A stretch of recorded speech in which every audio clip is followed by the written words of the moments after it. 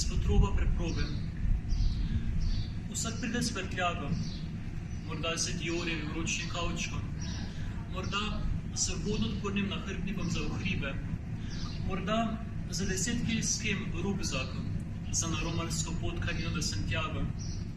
S prtljago stopamo v prijateljstva, kdaj kakšno potovalko pri komu pozabiš in pomotoma vzameš kakšno drugo, tvoj hrbet ne prepozna razlike.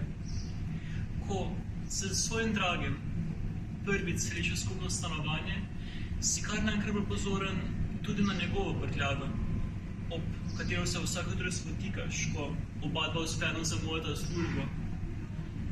In zagotovo si lahko zatrdil, da kako noč, ko se čas nekako nenavadno raztegne med spomine, tiste, pokrite s težkimi snope očitkov, se njegove potovalke da tudi prebudijo.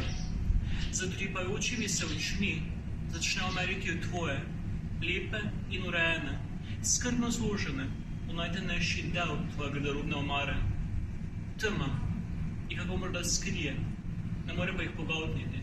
Tega se z leti začneš vedno bolj zavedati. A za zdaj je še vse okej. Za zdaj tema in tišina vse rešujete. Kleti in podstrešje že zmeraj prazne.